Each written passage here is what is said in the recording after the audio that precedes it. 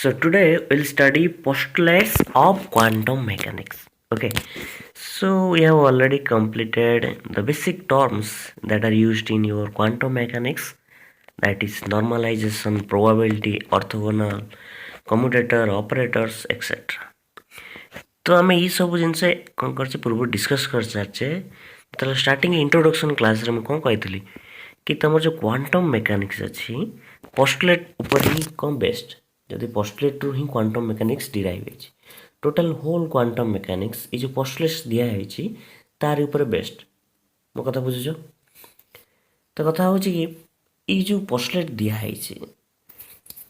माने ये सब कौन आज्यूमसन दिखाई कि आज्यूम कर कि ना ये पोस्टुलेट अच्छी एथुर आमर बेस्ट किंतु आमे कौन करछे ना एटा एक्सपेरिमेंटल जाई परे कहि प्रूफ भी हेछि तो जदि तुम क्वेश्चन पचार पोस्टेड कौटू आसला कहीं आसला देन तुम कौन हो ना क्वांटम मेकानिक्स माने रंग हो जमी कही कि बोर कि जदि जड़े कहे क्वांटम मेकानिक्स बुझी आइदर से मिछ कहूँ ना से किसी जानी मो कथा बुझीपार सेमती आम देख जी पोस्टुलेट्स अच्छी से बुझ भल से अलरेडी मुझे तार सब टर्म कही सारी बुझे कष्ट हेनी जब पूर्व तुम बुझी थो इजिली बुझ ठीक है देख स्टार्ट करवा फर्स्ट वन हूँ the state of quantum mechanics particle is generally described by a function psi rt through a very important property that is probability and here psi should be normalized okay ताको एमिति भी लिखि परिबो the state of a quantum mechanical system is completely specified by a function that is psi rt and that depends on the coordinate of the particles that is r and this is your time okay and this is called your wave function or state function. This is called wave function or state of function okay and has the important property that is the probability of that particle lies in the volume d tau located at time t. तो कौन यहाँ अच्छी बुझ के fast ये आम कौन कहले क्वांटम मेकानिक्स जो स्टेट अच्छी सपोज गोटे एग्जांपल दूसरी आराम से बुझ कि मु कहली ए घरे गोटे गोटे घरे गोटे गैस पार्टिकल को छाड़ी देछि ठीक है मोर गोटे घर अच्छी ठीक है तो गैस पार्टिकल को छाड़ी देछि ओके सपोज मु हाइड्रोजन गैस इट अच्छी तो हाइड्रोजन गैस रो जो स्टेट किए डिफाइन करिवो स्टेट जो अच्छे आम माइक्रोस्कोपिक पार्टिकल सपोज कथा कहूँ माइक्रोस्कोपिक पार्टिकल रे आम जो क्लासिकल मेकानिक्स देखुचे क्लासिकल मेकानिक्स गोटे गाड़ी स्पीड रे जाऊे तो गाड़ी को स्पीड रे जीवा जो ताको डिफाइन करने आमर गोटे स्टेट इक्वेशन अच्छी गोटे इक्वेशन अनुसार तुम डिफाइन कर जनकर वेलोसिटी हो जनकर मोमेंटम हो काइनेटिक्स काइनेमेटिक्स तुम फिजिक्स रे पढ़ी सपोज माने गोटे कौन मूविंग बॉडी को बा मूविंग सब्सटेंस को तुम डिफाइन करने आम इक्वेशन यूज करूँ ठीक है सेमिति तुम माइक्रोस्कोपिक पार्टिकल रे भी यूज हो पार कौन ना मूविंग जो माइक्रोस्कोपिक पार्टिकल आम इक्वेशन यूज करूँ ठीक है आम जो इक्वेशन यूज करूँ बा वेव फंक्शन जो आसे से इक्वेशन कौन in the form of wave function जोटा कि तार सब डिटेल्स रखी थाए जेहेतु यहाँ क्या पर बेस्ट अच्छी ना तो मोर डी ब्रोगेल वेवलेंथ डी ब्रोगेल जो हाइपोथेसिस देते तापर बेस्ट अच्छी कौन डी ब्रोगेल कौन कहते ना तुम इलेक्ट्रॉन पार्टिकल नेचर शो करे आज इलेक्ट्रॉन भी वेव नेचर शो करे सब पार्टिकल वेव नेचर शो करते मो कथा बुझुछ तो मुझे कहबी जो गैस पार्टिकल बा इलेक्ट्रॉन जितेबाला मोशन रे अच्छी से कौन शो कर वेव शो कर वेव नेचर शो कर से वेव को आम डिफाइन करने केमी डिफाइन करवा गोटे वेव फंक्शन दरकार ना वेव इक्वेशन दरकार मो कथा बुझे वेव इक्वेशन आम पाइपर वेव फंक्शन तो वेव फंक्शन पाइबापी आम बहुत सारा क्वांटम मॉडल आगू पढ़ा ठीक अच्छे जोटा कि 1D बॉक्स है, सिंपल हार्मोनिक ऑसिलेटर है, रिजिड रोटर है, ये सब आम पढ़ा। ठीक अच्छे तो से आम साइ कैलकुलेट कर साइ आम तुम जान ऑपरेटर यूज करी आम कौन कर आइजेन वैल्यू कैलकुलेट कर आम पाइपर सब ऑब्जर्वेबल वैल्यू आम कैलकुलेट कर। तो क्वांटम मेकानिक्स रे ये जो मूविंग बॉडी बा मूविंग ऑब्जर्वेबल जाऊँगी किए डिफाइन कर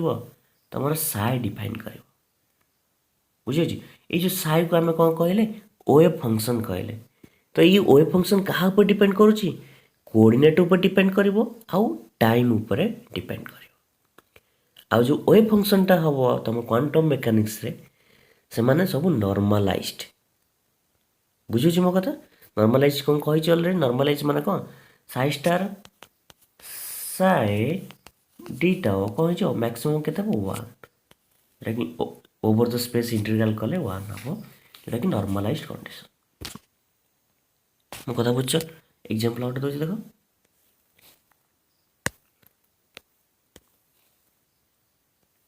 सपोज गोटे कहली मोर ये गोटे मुविंग पार्टी अच्छी बॉडी अच्छी तो सपोज मुझे कहली आपको तुम डिफाइन कर सपोज मुझे कहली ये गोटे मोर पेन थुआई ठीक अच्छे मुझे तुम पचारि आपको डिफाइन कर तुम कौन डिफाइन कर देख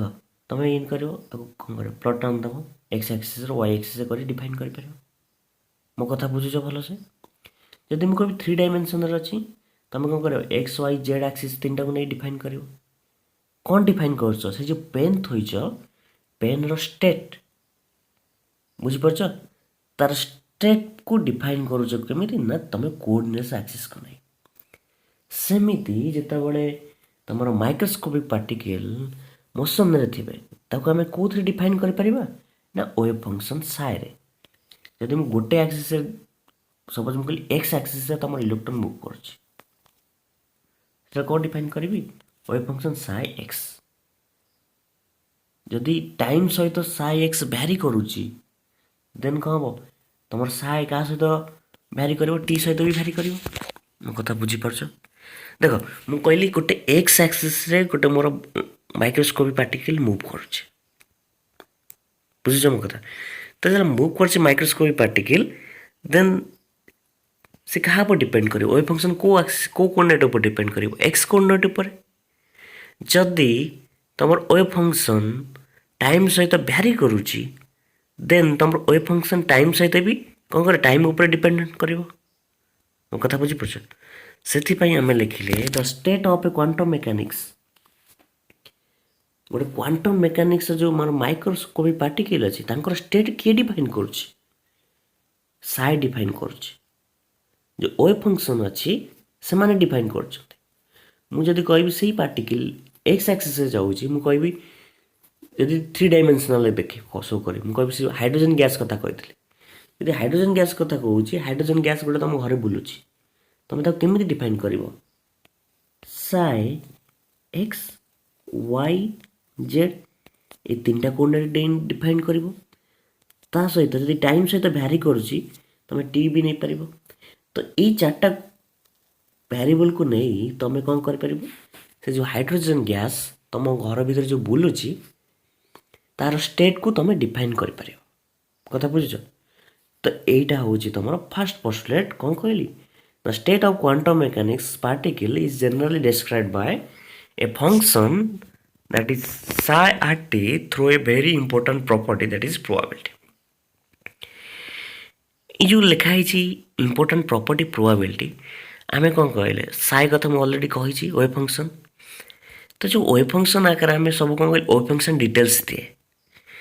वेव फंक्शन सब गोटे स्टेट फंक्शन रो स्टेट इक्वेशन रो आम कौन कहूँ गोटे स्टेट ऑफ मूविंग बॉडी रो माइक्रोस्कोपिक मूविंग पार्टिकल रो आम सब डिटेल्स दिए इलेक्ट्रॉन है इलेक्ट्रॉन गोटे वेव तार डिटेल्स से के साइ वेव फंक्शन दिए बट क्वेश्चन है जो बोर आसिले रिइंटरप्रेशन कले जो तुम स्टेटमेंट को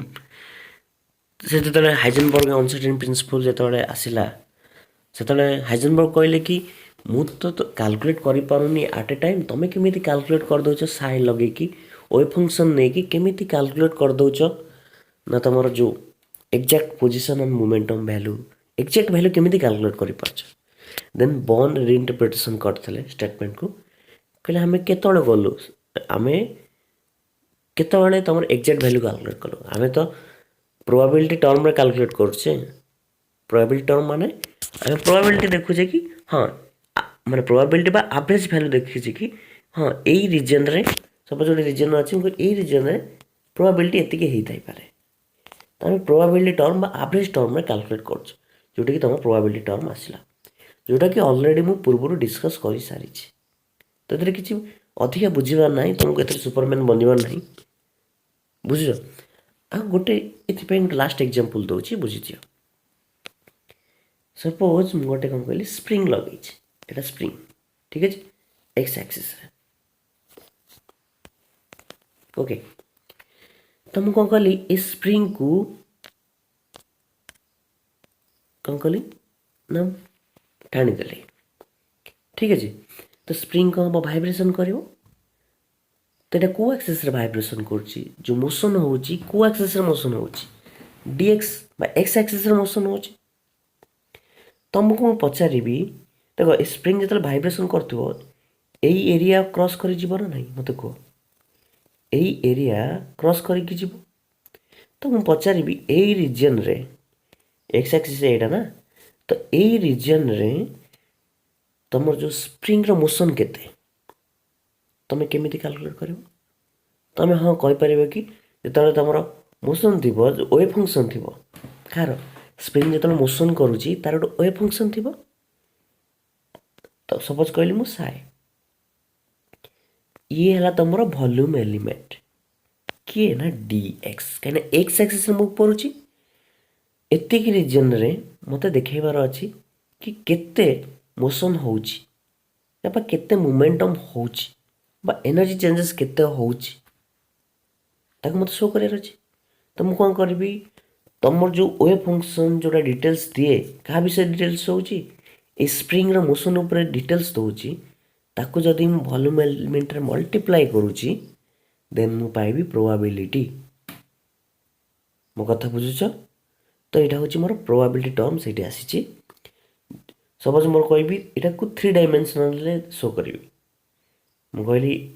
स्प्रिंग टाक मुझे एमती टाणी पारे याडू टाणी पारे एमती भी टाणी पारे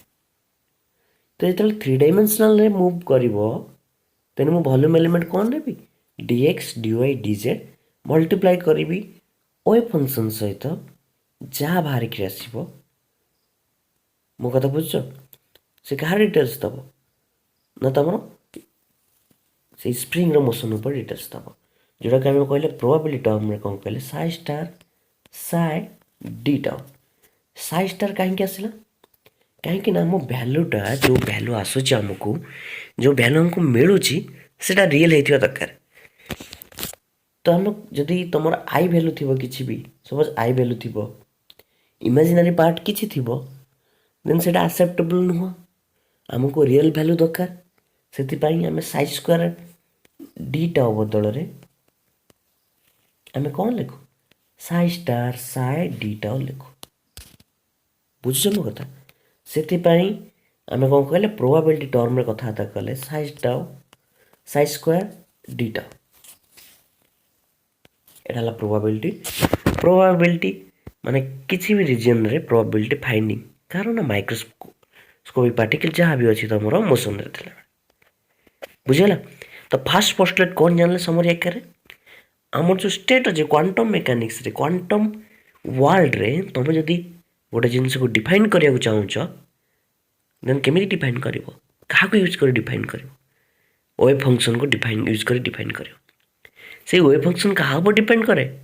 से वेव फंक्शन कोऑर्डिनेट्स ऊपर डिपेंड करे आउ टाइम ऊपर डिपेंड करे यदि गोटे एक्सिस आउची से dx ऊपर डिपेंड करिवो वाई एक्सिस कले dy ऊपर डिपेंड करिवो ऑलरेडी मु वॉल्यूम एलिमेंट कहि सारछि यदि rigid rotor quantum model follow करूची देन से d5 ऊपर डिपेंड करिवो यदि तमरो हाइड्रोजन आटम ऊपर हाइड्रोजन आटम मॉडल यूज करछे बा हाइड्रोजन आटम कथा कहले तार वॉल्यूम एलिमेंट डिफरेंट तार स्टेट ऑफ फंक्शन डिफाइन करने पाई आमर कोऑर्डिनेट अलग से पोलार कोऑर्डिनेट यूज करबा बाकी केस रे आम यूज करछे कोन कार्टेशियन कोऑर्डिनेट यूज करछे तो आम स्टेट को डिफाइन करने पाई वेव फंक्शन को यूज करछे ଆଉ ପ୍ରୋବାବିଲିଟି ଟର୍ମ ନେଉଛେ କାହିଁକି ନା ତୁମର ଯେତେବେଳେ ହାଇଜେନବର୍ଗ କ୍ୱେଶ୍ଚିନ୍ କଲେ ୱେଭ୍ ଫଙ୍କସନ୍ ବା ୱେଭ୍ ଫଙ୍କସନ୍କୁ ତୁମକୁ ଆମ୍ପ୍ଲିଚ୍ୟୁଡ଼୍ ବି କୁହାଯାଏ। ଆମ୍ପ୍ଲିଚ୍ୟୁଡ଼୍ ଅଫ୍ ୱେଭ୍, ଆମ୍ପ୍ଲିଚ୍ୟୁଡ଼୍ ଅଫ୍ ୱେଭ୍ କେମିତି ତମେ ଏକ୍ଜାକ୍ଟଲି କାଲକୁଲେଟ୍ କରୁଛ, ସେତେବେଳେ ବୋର୍ଡ଼ ଯେତେବେଳେ ମଡ଼ିଫାଇ କଲେ କି ନାହିଁ ଆମେ ସାଇ ସ୍କୋୟାର ଆକାରରେ ପ୍ରୋବାବିଲିଟି ଆକାରରେ କହୁଛେ ନାଇଁ ଏତିକି ଟାଇମ୍ରେ ଏଇ ରିଜନ୍ରେ ଥିବ, ପ୍ରୋବାବୁଲ୍ ଅଛି, ଆମେ ପ୍ରୋବାବିଲିଷ୍ଟିକ୍ ହେଇଯାଉଛେ। କଥା ବୁଝୁଛ? ତ ଫାର୍ଷ୍ଟ ଷ୍ଟେଟମେଣ୍ଟଟା ଏଇଆ ଥିଲା। ଆଉ ସବୁବେଳେ ମନେ ରଖିଥିବ ସାଇ ସୁଡ୍ ବି ନର୍ମାଲାଇଜ୍ଡ। ନର୍ମାଲାଇଜ୍ ମାନେ ଆମର ଯେଉଁ କ'ଣ ପାଇବାର ଯେଉଁ ପ୍ରୋବାବିଲିଟି ସେଇଟା 100%। ସେଥିପାଇଁ ଆମେ ନର୍ମାଲ କ୍ୱାଣ୍ଟମ୍ ୱାର୍ଲଡରେ ସବୁ ନର୍ମାଲାଇଜ୍ଡ, ଯେଉଁଟାକି ଫିକ୍ସ ପରେ ଜାଣିବ କି କ୍ୱାଣ୍ଟାଇଜ୍ଡ ବା ନର୍ମାଲାଇଜ୍ଡ। ଓକେ, ଏଇ ଟର୍ମଟା ସବୁ ୟୁଜ୍ ହେବ। ବୁଝିହେଉଛି? ତ କ୍ୱେଶ୍ଚିନ୍ ହେଉଛି ତୁମର ସାଏ ଆଗକୁ ପଡ଼ିବ, ସାଏ ତୁମର ସିଙ୍ଗିଲ୍ ଭ୍ୟାଲୁ ହୋଇଥିବା ଦରକାର। ସାଏର କ୍ୟାରେକ୍ଟରିଷ୍ଟିକ୍ସ କ'ଣ ଆମେ ସ୍କୋଡ଼ିଂର ୱେବିକେସନ୍ ଯେତେବେଳେ ପଢ଼ିବା ଆର ଆପ୍ଲିକେସନ୍ ଏଇଠୁ ସବୁ ତୁମର ମଡ଼େଲ୍ ଆପ୍ଲିକେସନ୍ ସବୁ ଏଇଠୁ ଆସିଛି ତୁମର କ୍ୱାଣ୍ଟମ୍ ପୋଷ୍ଟୁଲେଟ୍ସ। କଥା ବୁଝୁଛ? ଆମେ ସାଏ ଯେତେବେଳେ ପଢ଼ିବା କେଉଁଠି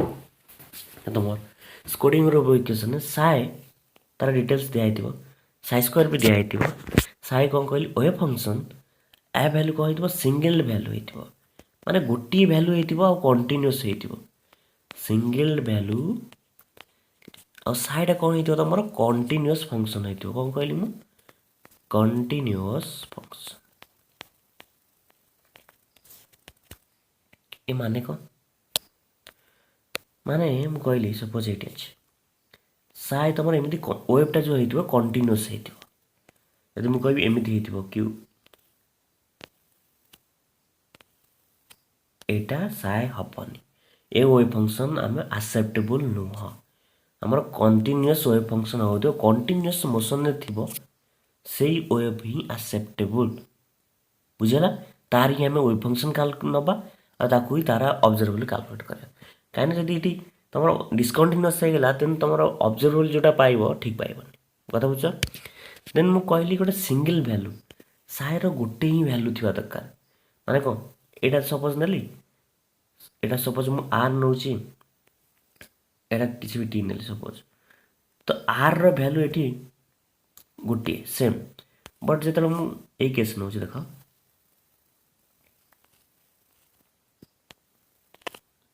ଦେଖ ଏଇ ପର୍ଟିକୁଲାର ପୋର୍ସନ୍ରେ ମୁଁ ଯଦି ଆର୍ ଭ୍ୟାଲୁ କାଲକୁଲେଟ୍ କରିବି କେତେ ଆସିବ 1, ଏଠି ପୁରା ପର୍ପେଣ୍ଡିକୁଲାର ଟାଣୁଛି, ଦେଖ କେତେଟା ଭ୍ୟାଲୁ ଆସୁଛି 1 2 3 4 5। କଥା ବୁଝିଲ? 5ଟା ଭ୍ୟାଲୁ ବାହାରୁଛି ଆର୍। ବଟ୍ ଏଇ ପର୍ଟିକୁଲାର ପଏଣ୍ଟରେ ମୋର ଆର୍ର ଭ୍ୟାଲୁ କେତେ? ଗୋଟେ। ବୁଝଛ ମୋ କଥା? ତ ୱେଭ୍ ଫଙ୍କସନ୍ ତୁମର ଏମିତି ହେବା ଦରକାର ଯିଏକି କଣ୍ଟିନ୍ୟୁଅସ୍ ହେଇଥିବ ଆଉ ଯାହାର ସିଙ୍ଗିଲ୍ ଭ୍ୟାଲୁ ହେଇଥିବ, ସେଇମାନେ ହିଁ କ୍ୱାଣ୍ଟମ୍ ମେକାନିକ୍ସରେ ଆକ୍ସେପ୍ଟେବୁଲ୍।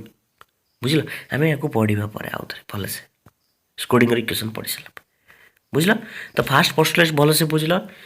କେଉଁ ବି କ୍ୱାଣ୍ଟମ୍ ସିଷ୍ଟମ୍ରେ ବା କ୍ୱାଣ୍ଟମ୍ ମେକାନିକ୍ସରେ ଆମେ କାହା ଦ୍ୱାରା ଡିଫାଇନ୍ କରିବା ଗୋଟେ ଷ୍ଟେଟ୍କୁ? ଯେମିତି ଆମେ ଗାଡ଼ି ଚାଲୁଛି ଆମେ ଡିଫାଇନ୍ କରୁଛେ ଇକ୍ୱେସନ୍ରେ, ଆମେ ଦେଖିକିରି କହିପାରୁଛେ, କିନ୍ତୁ କ୍ୱାଣ୍ଟମ୍ ଷ୍ଟେଟ୍ରେ ସର୍ବକର୍ତ୍ତା କିଏ? ଆମର ୱେଭ୍ ଫଙ୍କସନ୍ ସାଏ। ତାର କାର୍ଟେସିଆନ୍ କୋଅର୍ଡ଼ିନେଟ୍କୁ ଆମେ ନେଇକି ଡିଫାଇନ୍ କରୁଛେ, ଆଉ ତାକୁ ସେମିତି ତା ଭ୍ୟାଲୁଟା ଆମେ କେମିତି ପାଉଛେ? ପ୍ରୋବାବିଲିଟି ଟର୍ମରେ। କେଉଁଟା? ପ୍ରୋବାବିଲିଟିଷ୍ଟିକ୍ ଟର୍ମରେ, ଯେଉଁଟାକି ସାଇ ସ୍କୋୟାର ଡି ଟର୍ମ। ଆଉ ସବୁ କ୍ୱାଣ୍ଟମ୍ ମେକାନିକ୍ସରେ ସାଇ କ'ଣ ହେବ ତୁମର ନର୍ମାଲାଇଜ୍ଡ। ବୁଝିହେଲା? Next postulate for every observable in classical mechanics there corresponds a linear Hermitian operator in quantum mechanics। କ'ଣ କହିଲେ ନା କ୍ଲାସିକାଲ ମେକାନିକ୍ସରେ ତୁମେ ଯେଉଁ ଅବଜର୍ଭେବୁଲ୍ ଦେଖୁଛ କ'ଣ ମୋମେଣ୍ଟମ୍ ହେଲା କି ତୁମର kinetic energy, potential energy, total energy, ଆଙ୍ଗୁଲାର momentum, ଯେଉଁ ବି ସବୁ ଅବଜର୍ଭେବୁଲ୍ ଅଛି କ୍ୱାଣ୍ଟମ୍ ମେକାନିକ୍ସରେ ସେମାନଙ୍କର ଆମେ କ'ଣ ପାଉଛେ? ଅପରେଟର ପାଉଛେ। ଆଉ ସେ ଅପରେଟର ସବୁ କ'ଣ ନା ଲିନିୟର ହେଇଥିବେ ଆଉ ହର୍ମିସିଆନ୍ ହେଇଥିବେ। ଆମେ ଲିନିୟର ଅପରେଟର କ'ଣ ଜାଣିଛେ? ହର୍ମିସିଆନ୍ ଅପରେଟର ବି ଜାଣିଛେ, ଯେଉଁଟାକି ଆଗରୁ ପଢ଼ି ସାରିଛେ। ଠିକ୍ ଅଛି? ତ କ'ଣ କହିଲା ନା କ୍ୱାଣ୍ଟମ୍ ମେକାନିକ୍ସରେ ସବୁ ଅପରେଟର ଯେଉଁମାନେ ଅଛନ୍ତି ଆମେ ଅଲରେଡ଼ି ଜାଣିଛେ ସେମାନଙ୍କର ପର୍ଟିକୁଲାର ଭ୍ୟାଲୁ ଅଛି। ସପୋଜ୍ ମୁଁ କହିବି କି position operator x cap value केते एक्स जोटा कि फिक्स आमे ता सहित कौन करछे ना वेव फंक्शन आनिचे ऑपरेट करूचे गोटे वैल्यू पाउचे जोटा कि आमे कहले ऑब्जर्वेबल रो वैल्यू से वेव फंक्शन को आमे कोड पाउचे ना क्वांटम मॉडल पाउचे नले आमे वेव इक्वेशन कोड आनिकरी साई को ऑपरेट करूचे एति तो कथा कोन अछि बहुत कम कथा क्वांटम मैकेनिक्स रे किंतु तार एप्लीकेशन आमे बहुत कंफ्यूज हो जाऊ केमिति कोन होची थरे बुझो क्वांटम रे तो घोषिया नाही किछि करिया नाही जस्ट मैथमेटिकल एक्सप्रेशन माने इंटरेस्टिंग साइंस सेटा बुझियो जे जेमिति मु कहली कि तमरो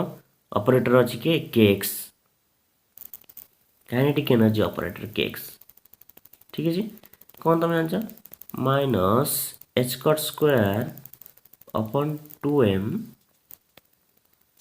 यदि मैं कहबी x एक्सिस रे अछि कोन हबो d square upon dx square ठीक है जी बट तुम क्लासिकल मैकेनिक्स रे काइनेटिक एनर्जी कोन जानतला half mv square quantum mechanics रे गोटे ऑपरेटर गोटे कोन अछि फिक्स अछि सेति जेंति फार्मूलाज अछि एठी हमर कोन अछि ऑपरेटर अछि बस एति कथा तो को समस्त पई क्लासिकल मैकेनिक्स रे फार्मूला थिला बेले हमर क्वांटम मैकेनिक्स रे ऑपरेटर अछि बस से ऑपरेटर केमिति हेतिबो ना लीनियर हेतिबो आ कोन हेतिबो ना हर्मिशियन हेतिबो लीनियर ऑपरेटर तुम जानिछ मु ऑपरेटर ऑलरेडी पढाइछि ताको आउत देखिबो देन हर्मिशियन भी हेतिबो बस से ऑपरेटर लीनियर हेतिबो हर्मिशियन हेतिबो बस एति तो कथा हो सब क्वांटम मैकेनिक्स रे जति ऑपरेटर अछि क्लासिकल मैकेनिक्स रे फार्मूला अछि क्वांटम मैकेनिक्स रे ऑपरेटर अछि आ से ऑपरेटर जोटा कि हमर पूर्व फिक्स आ से माने समस्त लीनियर बा लीनियरिटी कंडीशन फॉलो करंदी आ हर्मिशियन भी खतम okay next page the only observed value is the eigenvalue if operator corresponds to observable and function correspond to motion follow eigenvalue equation और एमिति कहि परबो if any measurement of the observable associated with an operator that is your a cap the only value that will suppose operator nali a cap wave function nali psi the only values that will ever be observed are eigenvalue that is a this is your eigenvalue ମୁଁ already eigenvalue equation already कहि सारछि इंद्र बुझियार किछि नाही नुआ we satisfy the eigenvalue equation कौन eigenvalue equation जो wave function no हमें जहाँ भी क्वांटम मैकेनिक्स रे ऑब्जर्व करूचे हम कहि स्टार्टिंग रो कहि कौन ना क्वांटम मैकेनिक्स रे तुम कौन खोजार अच्छी वेव फंक्शन को जानियार अच्छी तुमको ऑलरेडी ऑपरेटर फिक्स अच्छी ऑपरेटर को वेव फंक्शन रे अप्लाई करी कौन करिवो ना जतबेले तुम आइजेन वैल्यू पाइबो गोटे आ जो फंक्शन को ऑपरेट करतलो से आइजेन वैल्यू केते हबो जो फंक्शन मु कहली एटी मु साई ऑपरेट करूची जदी सेम साई मोर को हबो रीजनरेट हबो तार आइडेंटिटी लूज न करी रीजनरेट हबो ता सहित किछि कांस्टेंट टर्म दबो ताको कांस्टेंट टर्म कोन कहितले मु ए जो कांस्टेंट टर्म दबो बा गोटे वैल्यू दबो ता कोन कहितले मु आइजेन वैल्यू सपोज मु काइनेटिक ऑपरेटर सहित सपोज मु कहली kx अछि ता सहित मु साई ऑपरेट कली और गोटे वैल्यू दबो सपोज ए वैल्यू देला जहाँ देला साई पुणी रीजनरेट करला ता माने ई जो वैल्यू देला ए ई कोन ना गोटे सपोज इलेक्ट्रॉन बा माइक्रोस्कोपिक पार्टिकल जो मोशन हो तार काइनेटिक एनर्जी रो वैल्यू बुझी जे मो कथा तो सपोज हम कहली इलेक्ट्रॉन गोटे मोशन रे अछि तार वेव फंक्शन होची साई ताकू जदी मु काइनेटिक एनर्जी ऑपरेटर से तो ऑपरेट कली जो वैल्यू मु पाइबी बा जो आइजेन वैल्यू पाइबी सेटा कोन ना काइनेटिक एनर्जी रो वैल्यू आमे जो भी वैल्यू ऑब्जर्व करूची देखो तो only observe value is eigen value एटा मन रखो इंपोर्टेंट जो भी वैल्यू हमें पाउचे क्वांटम मैकेनिक्स रे से हो जे आइजेन वैल्यू ता माने को हमें जो भी ऑपरेटर सहित हमें वैल्यू ऑपरेट करूचे बा हमें ऑपरेटर लगौचे सेम फंक्शन रीजनरेट होउची आ किछि कांस्टेंट टर्म दोउची बा वैल्यू दोउची से वैल्यू टाको हमें जानले कि नाही एटा हो मोर मोमेंटम एटा मोर काइनेटिक एनर्जी मो कथा बुझुछ से सब कौन आइजेन वैल्यू इक्वेशन किए फॉलो करिवो जो फंक्शन तुमर कौन ना निजर आइडेंटिटी लूज करिवोनी सेम साइड एपट साइड जहाँ थी सेपट साइड सेम रहा कौन कह आइजेन भैल्यू इक्वेशन आ जो भैल्यू आसो कौन कह आइजेन भैल्यू ये आम पढ़ीचे किसी बुझार अच्छे कि ना नथिବ मत लगुनि बाकी कथा हूँ आम जो मुझे प्रूफ कही अलरेडी जो तुम काइनेटिक एनर्जी ऑपरेटर गोटे वेव फंक्शन ऑपरेट करुच तुमको आइजेन भैल्यू मिल जाऊँगी जो फंक्शन एटी थिला सेम फंक्शन रिजेनरेट हो जाऊँगी बट जो तुम मोमेंटम ऑपरेटर ऑपरेट करुच सेम फंक्शन रे जो psi wave function same function जो ऑपरेट करुच तुम आइजेन भैल्यू आसुनी जो फंक्शन थिला ए फंक्शन डिफरेंट हो जाऊँगी ये फंक्शन ता आइडेंटिटी लूज कर दूची ता माने ये आइजेन भैल्यू इक्वेशन ओबे करूनी जदि सी ओबे न कला देन आमे ताको एक्सेप्ट करबानी क्वांटम मेकानिक्स से भैल्यू मोर ऑब्जर्व भैल्यू नुह मो कथा बुझी पारछ ओनली ऑब्जर्व भैल्यू किए जी आइजेन भैल्यू इक्वेशन फॉलो करथिबो बा आइजेन भैल्यू दउथिबो बुझला मो कथा तो जदि एमिति केस किछि आसिला आमे तो आइजेन भैल्यू पाइलेनी जदि आइजेन भैल्यू न पाइले कौन करवा देन आमर आउ गोटे मेथड अच्छी सेटा को कैलकुलेट करने जो मैंने एक ओबे करूना आइजेन भैल्यू इक्वेशन को फॉलो करूना से आम कौन कैलकुलेट करवा एवरेज भैल्यू बस एवरेज भैल्यू कैलकुलेट कर तो जो भैल्यू आसला तुम जान कि नहीं ये भैल्यूटा हूँ ठीक ऑब्जर्व भैल्यू मो कथा बुझ ऑब्जर्व भैल्यू क्या आम एक्सेप्ट कले ना आइजेन भैल्यू होता दरकार जदि जो मैंने आइजेन भैल्यू इक्वेशन को फॉलो करूना कौन करें से केस आम एवरेज भैल्यू को पुट कर सेकेंड मेथड अच्छी आम पाखे ताकू लगाओ भाई ताकू लगाओ आंसर पाओ ऑब्जर्व बाहर के जना पड़ो तुमको बुझ मो कथा देख से मोर next statement the average value correspond to observable may be obtained by the operation as follow तुमको मु ऑलरेडी एवरेज भैल्यू विषय कही सारी एटी कौन कह तो आम एवरेज भैल्यू कहीं आसला तुम बुझल कथा बुझीपार तो आम एमती लिखिपार if a system is in a state described by wave function that is psi और that is called normalised wave function देखो मुझे ऑलरेडी कही आ तले कौन थी साई साईटा होता इंटीग्रेट करता ओवरऑल स्पेस रे डीटा मुझे कही नॉर्मलाइज कंडीशन हो नॉर्मलाइज कंडीशन ये कौन हो वैल्यू के 1 हो तो नॉर्मलाइज कंडीशन आमर एवरेज वैल्यू कौन थाए यहाँ कही ऑलरेडी नॉर्मलाइज कंडीशन मोर एवरेज वैल्यू कौन यहाँ ऑलरेडी तुमको कही कहीं तुम तल जो थी पार्टा कौन हो 1 हो ठीक है कौन कहली if system in a state described by a normalised wave function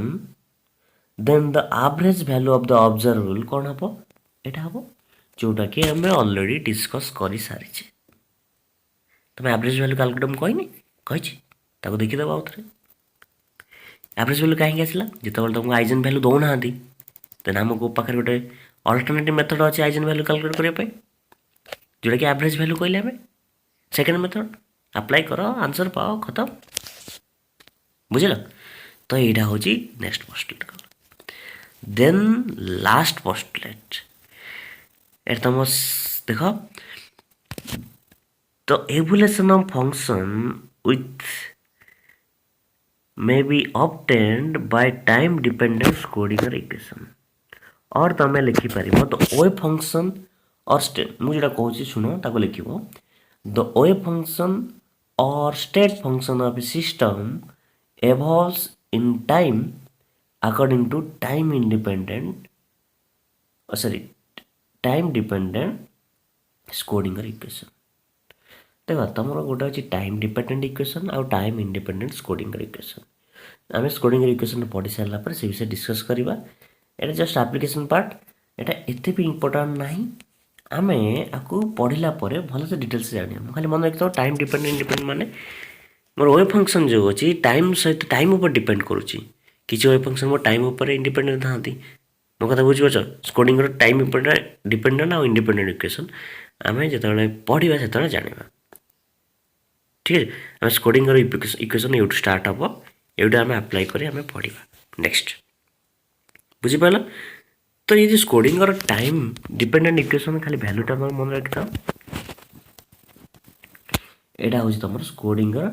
time dependent equation माने जो ओए फंक्शन अच्छी आम ये कौन देले ओए फंक्शन क्या डिपेंड करुच्ची ना तुम कार्टेशियन कोऑर्डिनेट ऊपर डिपेंड करुच्ची आउ तुम टाइम ऊपर डिपेंड करुच्ची किसी ओए फंक्शन केवल कार्टेशियन कोऑर्डिनेशन सिस्टम बा तुम कोऑर्डिनेट सिस्टम ऊपर डिपेंड करती completely specified by their state or coordinates जो टाइम ऊपर डिपेंड करा था कौन कहूँ कोऑर्डिनेट सहित डिपेंड कर आउ सहित टाइम सहित भी डिपेंड कर कौन कहूँ टाइम डिपेंडेंट जे टाइम सहित डिपेंड करूनी कौन कहूँ टाइम इंडिपेंडेंट नॉर्मल कथा आ मन रखी था जो तुम पढ़ुच क्वांटम मेकानिक्स आम दुईटा टर्म यूज हुए स्टैंडिंग वेव आ गोटे हूँ ट्रावेलिंग वेव आम जहाँ भी पढ़ुचे सब स्टैंडिंग वेव ऊपर पढ़ुचे स्टैंडिंग वेव माने कौन सपोज मुझे कहली वेव पास करुच्ची ठीक है यहाँ कहती नोड ये सब नोड कहती ठीक है कौन कहली मु नोड किसी समय पर सेम वेव पास कर कथा बुझ सेम वेव जो पास कर तो सेम पोजिशन सेम जगार से नोड बनइब मो कथा बुझीपार तो सेम पॉइंट रे नोड बनइब यहाँ कौन कहती स्टैंडिंग वेव जोटा कि इंडिपेंडेंट ऑफ टाइम टाइम सहित आर किसी चेंज होनी मो कथा बुझुच बाबू से को कौन कहवा आम स्टैंडिंग कहवा आम क्वांटम मेकानिक्स रे जहाँ भी पढ़ा सबू स्टैंडिंग वेव ऊपर बेस्ट मो कथा बुझ आ ट्रावेलिंग वेव कौन जदि फास्ट वेव गला जो फास्ट मोशन पर सेकेंड मोशन जाऊँगी सेकेंड मोशन से चेंज हो अलग जगार वेव कर अलग जगार नोड फॉर्म कर कह ट्रावेलिंग वेव से क्या पर करे ना डिपेंड करे टाइम ऊपर डिपेंडेंट ऑन टाइम टाइम सहित से भ्यारी करे कहली ना पूर्व टाइम डिपेंडेंट इंडिपेंडेंट इक्वेशन जे टाइम सहित भ्यारी कर कहि टाइम डिपेंडेंट इक्वेशन अच्छी भ्यारी नकला तो कौन कह इंडिपेंडेंट ऑफ टाइम आम जहाँ भी क्वांटम मेकानिक्स पढ़ू सब स्टैंडिंग वेव पर पढ़ू ये बुझल देन नेक्स्ट हूँ खाली जिन मन रखी था सर्ट क्वेश्चन गोटे तुम वेव फंक्शन जी टाइम डिपेंडेंट टाइम ऊपर डिपेंड कर वेव फंक्शन टाइम सहित भ्यारी करे बट जो प्रोबाबिलिटी अच्छी प्रोबाबिलिटी पार्ट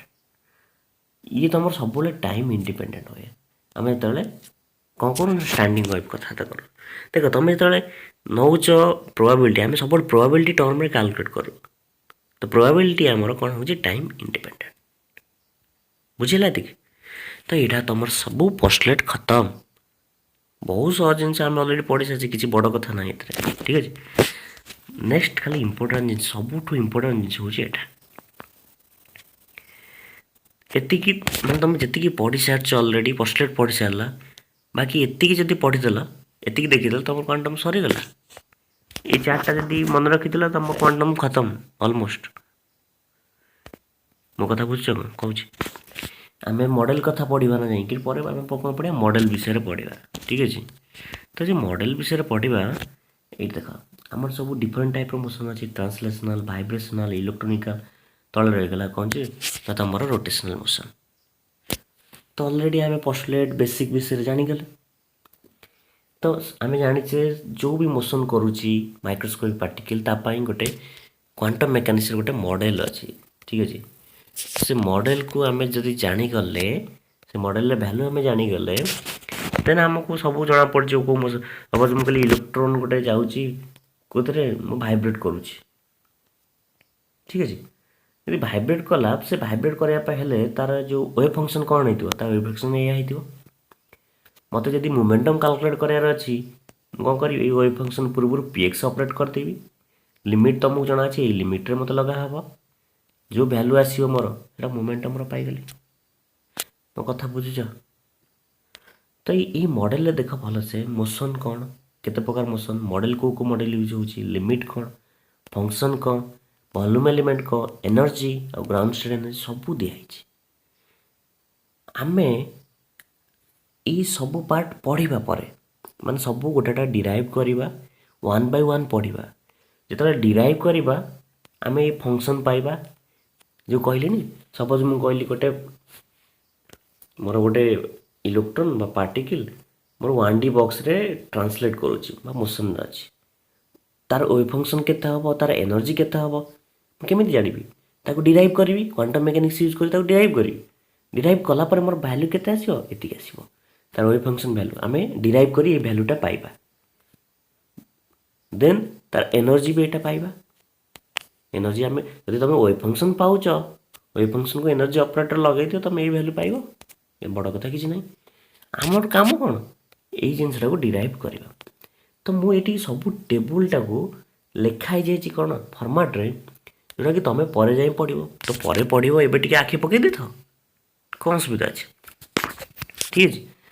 ତ ଏଇଟା ଦେଇଛି ଟ୍ରାନ୍ସଲେସନାଲ୍ ମୋସନ୍ ପାଇଁ କ'ଣ ଆମେ ୟୁଜ୍ କରୁ ପାର୍ଟିକିଲ୍ ଇନ୍ 1D ବକ୍ସ ଯେଉଁଟା କ'ଣ ଭିତରେ ରୁହେ ନା 0 to L ଭିତରେ ରୁହେ ତା ୱେଭ୍ ଫଙ୍କସନ୍ କି ଏଇଟା ଭଲ୍ୟୁମ୍ ଏଲିମେଣ୍ଟ କି dx ତ ଏନର୍ଜି ସେ ଯେଉଁ ବଡ଼ି ଯାଉଛି ତାର ଏନର୍ଜି କେତେ ହେବ ତା ଏନର୍ଜି ଆପ ଡିପେଣ୍ଡ କରୁଛି ଏଇଠି ମାସ୍ ଅଛି ସେ ମାସ୍ ଅନୁସାରେ କ'ଣ ହେବ ତୁମ ଏନର୍ଜି ଚେଞ୍ଜେସ୍ ହେବ ସପୋଜ୍ ମୁଁ କହିଲି ଇଲେକ୍ଟ୍ରୋନ୍ଟା ମୁଭ୍ କରୁଛି କି ଗୋଟେ ମୁଁ କହିବି ଗୋଟେ ପାର୍ଟିକିଲ୍ ଅଛି ମାଇକ୍ରୋ ପାର୍ଟିକିଲ୍ ମୁଭ୍ କରୁଛି